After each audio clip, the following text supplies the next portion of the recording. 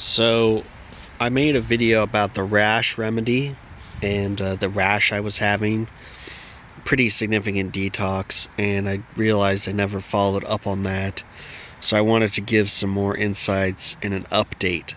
So in the rash remedy, I believe it was olive oil, tomato, and a little bit of clay, and then I added some some lime juice to help draw out the toxins that were coming out of the skin. And I used this. It seemed to be marginally helpful. Of course, with the lime juice in there, it did sting a little bit at first, but it wasn't too bad. I don't really mind applying lime juice to wounds and things. And I stopped using it basically because it just wasn't worth it, because there was too much mess, right?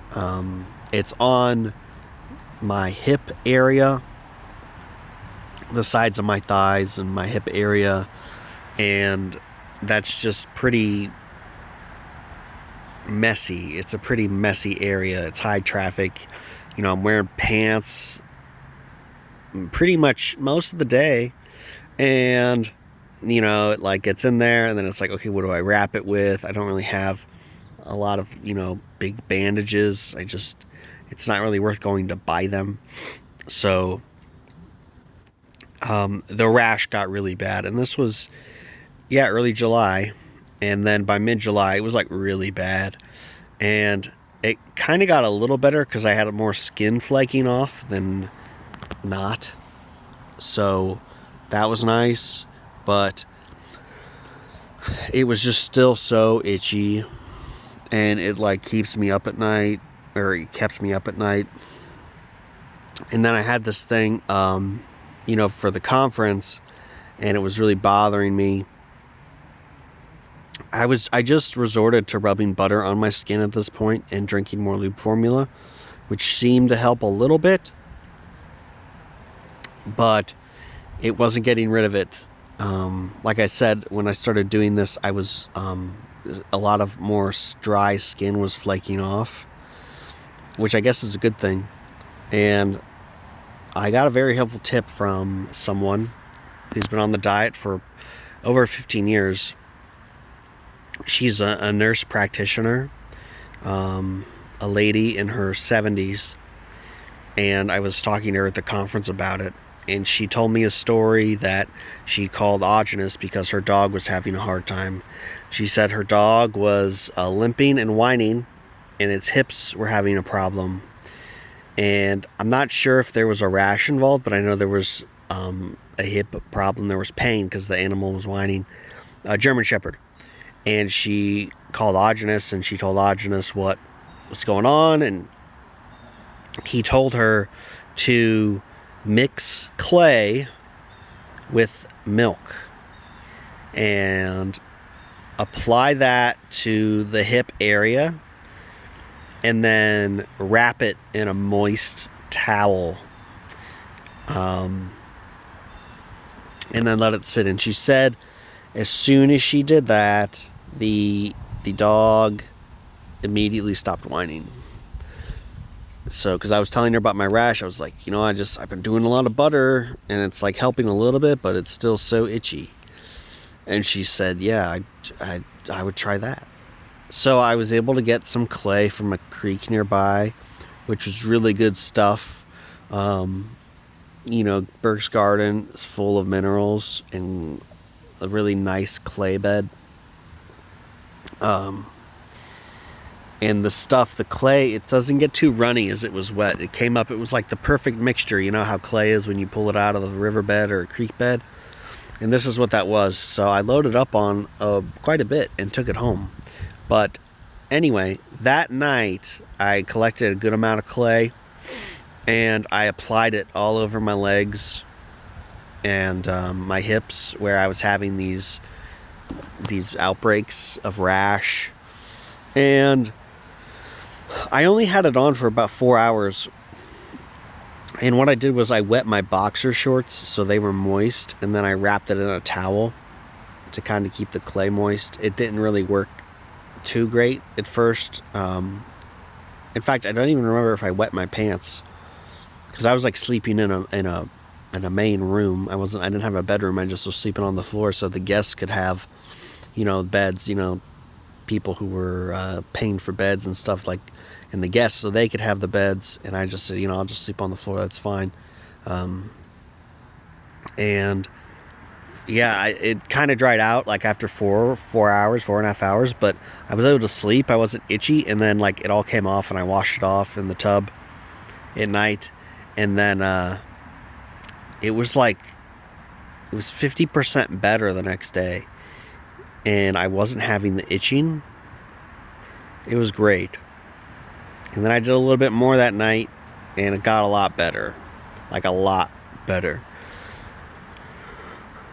And then I got a little flare up the next week, and I did more clay on the legs, and it helped. It's helping. Right now it's getting worse, so I'm probably gonna do some clay later. And I do it at night because it's just easier, you know, because you don't have to go in there. You just lay in bed, put a towel down, you know, so you don't get a bunch of like dust or dirt in your bed. It should stay moist if you have like a clothing piece that's moist over the clay. I did not use milk for this. This is just clay from the river. I didn't let it dry out or anything. Maybe I'll try that as well. But the clay itself is strong enough. So I really had a lot of luck with this. And also behind my knee, you know, I'm getting an eczema flare up similar to what happened to me 20 years ago. And applying clay there, and it's helping. That I'm not so I just do that during the day, and I let it dry a little bit. I let it dry, and then I rub it off when it's done. I don't make an effort to keep it moist. Again, it's a bendy area, high traffic area, so it's like it's just kind of cumbersome. But yeah, you let it there, you let it sit there, it'll be wet for like an hour. If you put it on thick, the top will get dry, which will help insulate the deeper layers and keep them moist. It acts as like a scab. So yeah, that's an update on the clay. It's very good for the skin. You know, if you're having these areas, these outbreaks, and you put the clay on it, like overnight, it will really help, like by 50%. Unless it's like really, really, really bad. But I mean, if you have like the dry skin and it's like itchy and kind of oozy, orangey, or like just clear fluid, that's what I had. It wasn't like I would scratch and it would bleed a little bit, but I was getting a lot of clear fluid and orange fluid coming out of my skin. So I don't know what the heck that was, but it was something that shouldn't be in the body. I did used to take steroid creams for my eczema in a lot of these areas, but also other areas that are not breaking out. So I'm kind of skeptical if it was that, because the last time I did that was 12, 13 years ago. So, well, actually more like 14 years ago. Anyway, yeah, the clay for the muscle, or not the muscle, the skin outbreaks was very beneficial. I highly recommend it. I would almost skip the Rash formula and just do the clay, because it's going to work faster and it's going to be less messy and less prep time. I think putting tomato and cucumber slices on the skin is something that's advised for cooling, if to reduce itchiness. But honestly, like, the clay works a lot better. So I mean, you can do that, but I would just default to clay. So like if you couldn't get clay or you didn't have clay, that might be the move. But for me, I stocked up on a bunch of that clay. So yeah, I'm good. But yeah, I hope that helps you. That's an update. I'm still working on the rash. I'm not sure what set it off. It could be I started eating a lot more pineapple and doing sport formulas since it's the summer, and maybe it knocks something loose. My hips are not sore anymore. My hips used to be sore where I had the rashes, like the bone, the muscles. Now it's just the skin's kind of raw from scratching, which hurts a little bit, but it's not bad.